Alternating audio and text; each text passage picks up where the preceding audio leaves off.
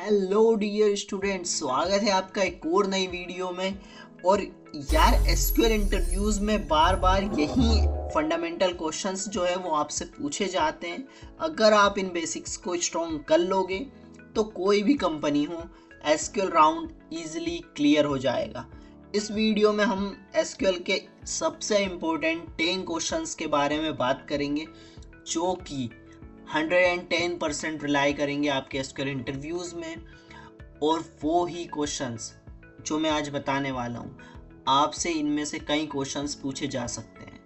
तो यार वीडियो को एंड तक ज़रूर देखना। वीडियो पसंद आए तो लाइक कर लेना एंड चैनल को सब्सक्राइब कर लेना, ताकि ऐसे ही interviews, questions and placement preparation tips आपको मिलती रहे। तो चलिए शुरू करते हैं कि पहला क्वेश्चन होता है हमारा, what is difference between DBMS and RDBMS। तो DBMS और RDBMS में क्या डिफरेंस है? DBMS is a software that manage data in database. तो यार DBMS में क्या होता है, जो डेटा है वो स्टोर्ड और मैनेज कौन करता है? हमारा DBMS करता है।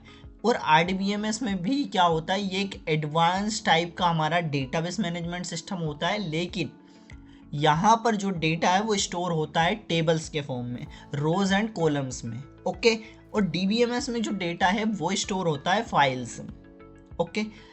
DBMS में नो रिलेशनशिप बिटवीन डेटा के साथ कोई रिलेशनशिप यहाँ पर नहीं होती है, लेकिन RDBMS में रिलेशनशिप मेंटेन की जाती है by the using of foreign की हेल्प से वहाँ पर रिलेशनशिप होती है, क्रिएट होती है टेबल्स के बीच में। ओके। अब DBMS में डेटा रिडंडेंसी हाई होती है, क्योंकि जो सेम डेटा होता है वो रिपीट हो सकता है, बट RDBMS में वो डेटा रिडंडेंसी लो होती है due to relational design constraints की मदद से। यहाँ पर जो डेटा है वो रिडंडेंसी लो होती है, क्योंकि डुप्लीकेट डेटा यहाँ पर कम होता है। Okay. May not follow acid properties strictly. अब DBMS में यार क्या होता है कि एसिड प्रॉपर्टीज़ यहाँ पर फॉलो नहीं की जाती है, एंड RDBMS में एसिड प्रॉपर्टीज़ को स्ट्रिक्टली फॉलो किया जाता है, जैसे atomicity, consistency, isolation and durability. अब DBMS के क्या क्या एग्जांपल्स हो सकते हैं, जैसे XML होता है, फाइल सिस्टम में डेटा स्टोर हो सकता है, AMS, DBase एंड हमारा MySQL। RDBMS में हमारा हो जाता है MySQL database and Oracle, PostgreSQL and SQL server. तो ये सब चीज़ें होती है। अब एक पॉइंट आपको याद रखना है कि every RDBMS is a DBMS but every DBMS is not an RDBMS। यानी कि हर RDBMS DBMS हो सकता है, बट हर DBMS RDBMS नहीं हो सकता है। तो चलिए मूव करते हैं हम सेकंड क्वेश्चन पे। क्या होता है, व्हाट इज प्राइमरी की एंड फॉरेन की? यार प्राइमरी की क्या होती है? प्राइमरी की एक ऐसा कॉलम या सेट ऑफ कॉलम जिसे हम कहते हैं, वो होता है जो टेबल में हर रो को यूनिकली आइडेंटिफाई करता हो। इसमें यूनिक वैल्यूज होनी चाहिए, नल वैल्यूज यहाँ पर अलो नहीं होती है। एक टेबल में सिर्फ एक ही प्राइमरी की हो सकती है।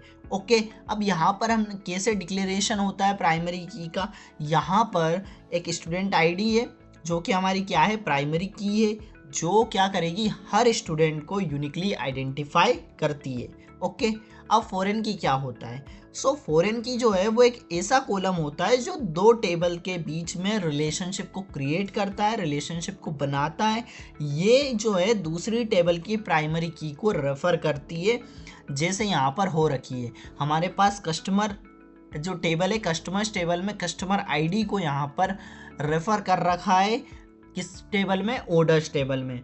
तो ये दूसरी टेबल की क्या, प्राइमरी की को रेफर करती है, एंड इसका जो मेन पर्पस होता है वो रेफरेंशियल इंटीग्रिटी को मेंटेन करना होता है। मतलब कि यहाँ पर ये इंश्योर करता है कि गलत डेटा एंटर तो नहीं हो रहा है। ओके। अब फॉरेन की जो है, इसकी वैल्यू को प्राइमरी की से मैच करना ज़रूरी होता है यहाँ पर। इससे ये इंश्योर होता है कि रिलेटेड डेटा जो है वैलिड है। एक टेबल में मल्टीपल फॉरेन कीज हो सकती है। ओके। अब यहाँ पर हमने देख लिया कि यहाँ पर मेरे पास कस्टमर्स टेबल है एंड ऑर्डर्स टेबल है।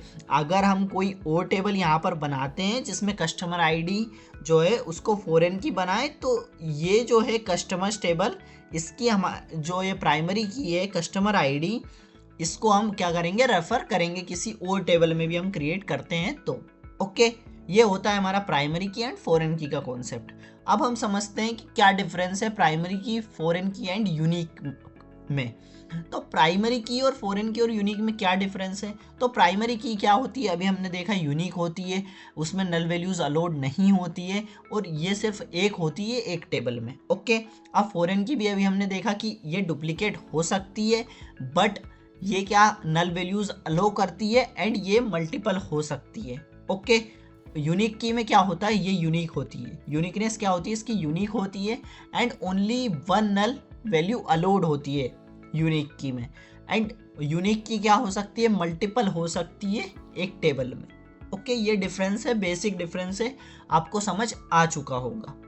अब बढ़ते हैं हमारे थर्ड क्वेश्चन की ओर कि कंस्ट्रेंट्स क्या होते हैं एसक्यूएल में।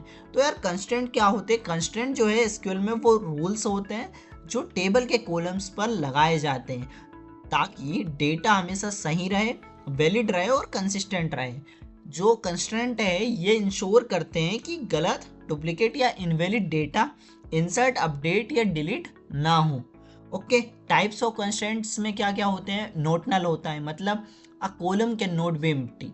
यदि हम नॉट नल का यूज करते हैं तो कॉलम हमारा एम्प्टी नहीं हो सकता। क्यों नहीं हो सकता, सपोज मैंने बोला name varchar not null, अब मेरे को नेम में कुछ नेम प्रोवाइड करना ही पड़ेगा, मैं उसको नल नहीं छोड़ सकता। यूनिक में क्या होता है, it ensure all values in column are unique. अब सपोज ईमेल हमारा यूनिक होना चाहिए, फ़ोन नंबर यूनिक होना चाहिए, एम्प्लॉय आईडी यूनिक होनी चाहिए, स्टूडेंट आईडी यूनिक होनी चाहिए। तो क्या होता है कि एक व्यक्ति की दो चीज़ें सेम नहीं हो सकती, सपोज ईमेल दो व्यक्ति की सेम नहीं हो सकती, तो हम वहाँ पर यूनिक कीवर्ड का यूज़ करते हैं। ओके, यूनिक कंस्ट्रेंट का यूज़ करते हैं।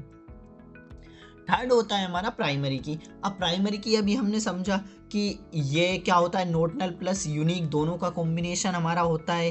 ये टेबल की हर रो को यूनिकली आइडेंटिफाई करता है, एक टेबल में सिर्फ एक प्राइमरी की हो सकती है। फिर हमने देखा फॉरेन की हमारा कंस्ट्रेंट, तो फॉरेन की क्या होता है, एक टेबल को दूसरे टेबल से कनेक्ट करती है फॉरेन की, ये जो है दूसरे टेबल की प्राइमरी की को रेफर करने का काम करती है। ओके, इस तरीके से हम फॉरेन की को क्या करते हैं, कनेक्ट करते हैं, है ना, किसी दूसरे टेबल से। अब फिफ्थ होता है हमारा चेक कंस्ट्रेंट। अब चेक कंस्ट्रेंट क्या करता है, तो ये जो है चेक कंस्ट्रेंट, ये कॉलम में वैल्यू को कोई स्पेसिफिक कंडीशन को फॉलो करती है यहाँ पर, मतलब it ensure that values in a column meet specific condition. For example कि यदि मुझे कुछ वैल्यू को इंसर्ट करना है, सपोज मुझे उन स्टूडेंट के मार्क्स किसी टेबल में स्टोर करने हैं जिनकी एज 18 से ऊपर है या जिनके मार्क्स 80 से ऊपर है। ओके, 80 से ऊपर यदि मार्क्स है तो मैं वहाँ पर कंस्टेंट लगा दूंगा कि जिनके भी मार्क्स 80 से ऊपर है वो ही सिर्फ डेटा मेरे को दिखे। तो इस तरीके से हम चेक का यूज़ कर सकते हैं। एंड सिक्स्थ होता है हमारा default. Assign a default value if no value is provided. अगर यूज़र कोई वैल्यू इंटर नहीं करता है तो डिफ़ॉल्ट वैल्यू ऑटोमेटिकली सेट हो जाती है। यदि मैं टेबल क्रिएशन के टाइम मेरा स्टेटस जो है यदि मैं उसे बाय डिफ़ॉल्ट एक्टिव कर देता हूँ और यदि मैं वहाँ पर कोई वैल्यू प्रोवाइड नहीं करता हूँ तो वो क्या हो जाएगा, एक्टिव सेट हो जाता है। ओके, तो यही कंस्ट्रेंट्स होते हैं हमारे 6। अब आगे बढ़ते हैं नेक्स्ट क्वेश्चन पे कि DDL एंड DML कमांड्स क्या होती है। What is DDL and DML commands. So यार DDL से हम क्या समझ रहे हैं कि डेटा डेफिनेशन लैंग्वेज। अब डेफिनेशन की बात हो रही है तो ये किसके साथ डील करता है, it deals with the database structure. यानी कि जो DDL होता है हमारा, इन SQL कंसिस्ट ऑफ कमांड्स। अब जो DDL होता है, DDL कमांड्स डेटाबेस की स्ट्रक्चर को क्रिएट, मॉडिफाई या डिलीट करने के काम आती है। यानी कि किसे, टेबल, स्कीमा, इंडेक्सेस, इन सबको। ये डेटा जो है उसको चेंज नहीं करती है बल्कि डेटाबेस के स्ट्रक्चर को अफेक्ट करती है।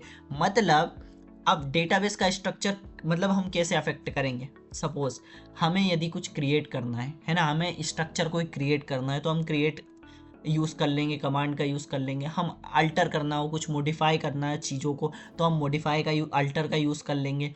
ड्रॉप, यदि हमें डेटाबेस को ड्रॉप करना है तो हम ड्रॉप का यूज़। ट्रंकेट, हमें डिलीट करना है पूरा डेटा तो हम ट्रंकेट का यूज़ कर लेंगे। रीनेम, हमें डेटाबेस या टेबल का नेम रीनेम करना है तो हम रीनेम का यूज़ कर लेंगे। तो ये होते हैं हमारे DDL कमांड्स। अब इस तरीके से हम क्या कर सकते हैं क्रिएट का यूज़ कर सकते हैं। सपोज हम यहाँ पर एक टेबल को क्रिएट कर रहे हैं, ओके, जिसमें ये क्या है, हमारा डेटाबेस ऑब्जेक्ट यहाँ पर क्रिएट हो रहा है, जिसमें एक स्टूडेंट आईडी कॉलम होगा, नेम होगा एंड एज कॉलम होगा, ओके। सेकंड होता है हमारा अल्टर। अब अल्टर क्या करता है, एग्जिस्टिंग डेटाबेस ऑब्जेक्ट को मॉडिफाई करने के लिए यूज होता है, जैसे कॉलम ऐड करना है या डिलीट करना है या मॉडिफाई करना, ओके। यदि मुझे कुछ मॉडिफाई करना है, मुझे सपोज ऐड करना है सैलरी, अब सैलरी कॉलम मुझे एम्प्लॉयज टेबल में ऐड करना है, तो मैं इस तरीके से कर दूंगा, ओके। तो इस तरीके से मैं स्ट्रक्चर को मॉडिफाई कर सकता हूँ। अब थर्ड होता है हमारा ड्रॉप। ड्रॉप क्या करता है, किसी एग्जिस्टिंग डेटाबेस ऑब्जेक्ट को परमानेंटली डिलीट कर देता है, जिसमें क्या होता है, उसका डेटा होता है प्लस स्ट्रक्चर भी होता है, जो कि दोनों यहाँ पर डिलीट हो जाते हैं। किसकी हेल्प से, ड्रॉप की मदद से। यहाँ पर आपको थोड़ा सा ध्यान देने की ज़रूरत है कि ड्रॉप और ट्रंकेट किस तरीके से काम करते हैं और क्या काम करते हैं, ओके। अब ट्रंकेट क्या करता है, remove all records from a table but keeps the structure, यानी टेबल के सारे रिकॉर्ड्स को ये डिलीट कर देता है, लेकिन टेबल का स्ट्रक्चर सेम रहता है, ओके। टेबल का स्ट्रक्चर यहाँ पर डिलीट नहीं होता है। रीनेम में क्या होता है, rename an existing database object, किसी डेटाबेस ऑब्जेक्ट का नाम चेंज करने के लिए रीनेम का हम यूज़ कर सकते हैं। फॉर एग्जांपल यहाँ पर हमने एम्प्लॉय टेबल का नाम चेंज करा और उसको स्टाफ टेबल में बदल दिया, तो हम रीनेम का यूज़ करके हम इस तरीके से नेम चेंज कर सकते हैं। आगे बढ़ते हैं, डीएमएल कमांड्स क्या क्या होती है। सो डीएमएल यानी कि डेटा मैनिपुलेशन लैंग्वेज। अब डेटा मैनिपुलेशन लैंग्वेज से आपको क्या समझ आया कि ये किसके साथ काम करेगा, it working with actual data. जो डीएमएल कमांड्स होती है वो डेटा को इंसर्ट, अपडेट, डिलीट और रिट्रीव करने के लिए यूज होती है।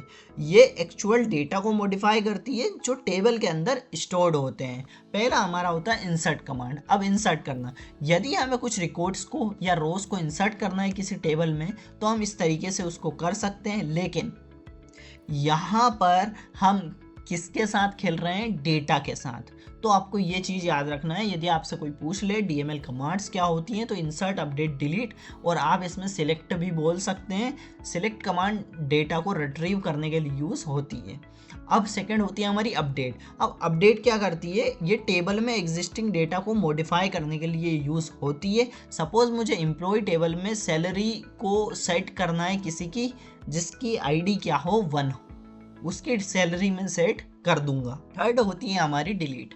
अब डिलीट क्या करती है, डिलीट जो है ये टेबल में से स्पेसिफिक रिकॉर्ड्स को डिलीट करने के लिए यूज़ होती है, यानी कि अब यहाँ पर मैं क्या बोल रहा हूँ कि delete from employees where ID equal 1। अब जिसकी आईडी 1 है उस एम्प्लॉय को डिलीट कर दो, ठीक है, एम्प्लॉयज टेबल में से।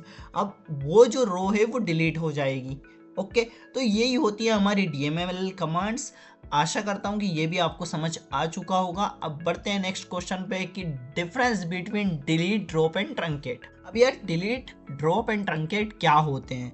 अब डिलीट, ड्रॉप एंड ट्रंकेट अभी हमने समझे कि डिलीट जो होता है हमारा वो हमारा डीएमएल का पार्ट होता है, एंड ड्रॉप और ट्रंकेट हमारा डीडीएल का पार्ट होता है, ओके। सो डिलीट क्या करता है, it is use to remove specific rows from a table based on condition. किसी कंडीशन के बेस पर वो क्या करता है, किसी भी स्पेसिफिक रो को रिमूव कर देता है, यानी कि डिलीट कर देता है। ड्रॉप का काम क्या होता है, it is use to remove the entire table structure from the database. अब जो ड्रॉप है वो क्या करता है, एंटायर टेबल स्ट्रक्चर को डिलीट कर देता है डेटाबेस से विथ डेटा। और ट्रंकेट क्या करता है, it is use to remove all rows from a table but keep the structure. अब ट्रंकेट क्या करता है, उस स्ट्रक्चर को वो रख देता है। वो यदि हम कॉलम नेम उसमें क्रिएट करते हैं तो कॉलम नेम हमारे बच जाते हैं, बाकी चीज़ें जो है डेटा जो है वो डिलीट हो जाता है, ओके। डिलीट हमारा जो होता है वो थोड़ा स्लोवर होता है, बिकॉज यहाँ पर डिलीट जो है रो बाय रो हो रही हैं चीज़ें। और ड्रॉप क्या होता है, drop is the fastest because remove entire object in 1 line. यहाँ पर एक ही बार में क्या होता है, पूरी चीज़ें यहाँ पर एंटायर चीज़ें डिलीट हो जाती है विथ स्ट्रक्चर। ट्रंकेट में क्या होता है, ये फास्टर होता है, रिमूव ऑल रोज एट वंस, एक ही बार में सारी रोज को यहाँ पर डिलीट कर दिया जाता है। 6th क्वेश्चन होता है हमारा what is group by and order by close. यार ग्रुप बाय और ऑर्डर बाय क्लोज में क्या अंतर है? ये जो क्वेश्चन है वो आपसे बहुत बार पूछा जा चुका है एंड आगे भी ये आपसे बहुत बार पूछा जा सकता है, तो प्लीज इस पर थोड़ा फोकस करना। यार ग्रुप बाय और ऑर्डर बाय क्लोज क्या है? ग्रुप बाय जो है हमारा, उसका यूज हम तब करते हैं जब हमें रोज को उनके कॉमन वैल्यूज के बेसिस पर ग्रुप करना हो। इसके साथ हम क्या यूज़ करते हैं? एग्रीगेटेड फंक्शंस का यूज़ हम करते हैं, इनको हम अप्लाई करते हैं ताकि जो ग्रुप डेटा है उसका हमें समरी रिजल्ट मिल जाए। अब जो ग्रुप बाय होता है वो it mainly used with aggregate functions, ये ज़्यादातर जो है एग्रीगेट फंक्शंस के साथ यूज़ होता है। अब ये क्या करता है, जो सेम वाली रोज़ हैं उनको एक ग्रुप में जोड़कर उन पर कैलकुलेशन ये करता है।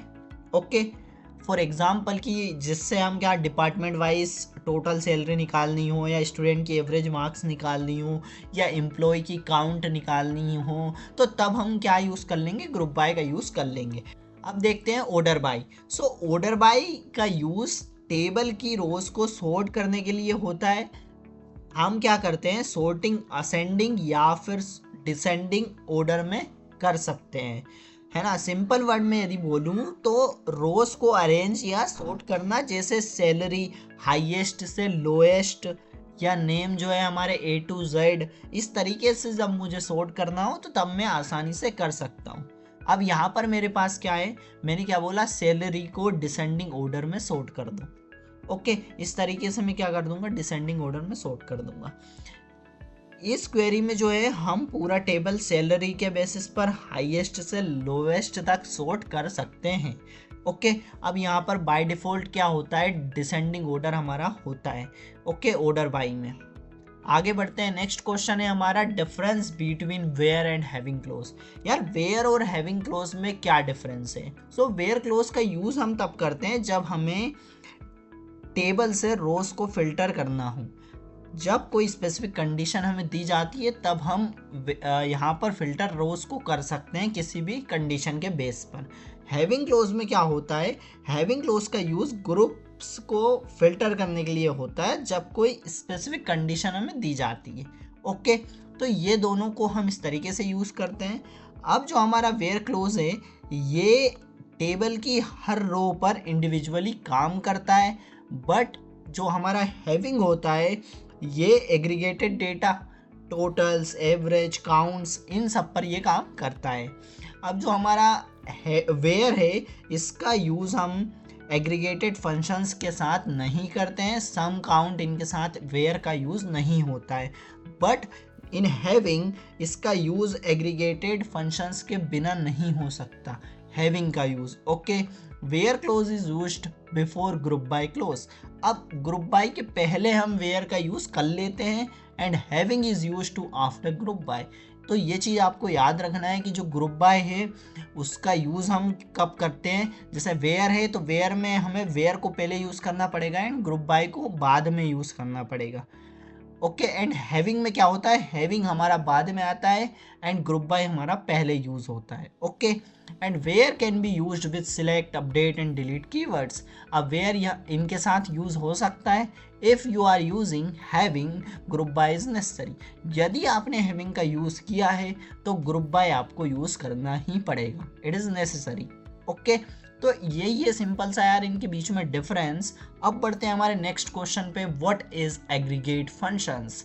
अब एग्रीगेट फंक्शन का यहाँ पे थोड़ा सा जिक्र हुआ है, तो एग्रीगेट फंक्शंस क्या क्या होते हैं? Count, sum, average, min, max, तो ये हमारे एग्रीगेट फंक्शंस होते हैं। So in SQL, aggregate functions that perform calculations on a set of value and return a single value. SQL में एग्रीगेट फंक्शंस वो फंक्शंस होते हैं जो एक सेट ऑफ वैल्यूज पर कैलकुलेशन करके कुछ सिंगल आउटपुट वैल्यूज हमें रिटर्न करते हैं। ये फंक्शंस जो है अक्सर ग्रुप बाय के साथ यूज़ होते हैं ताकि ग्रुप डेटा पर कैलकुलेशंस की जा सके।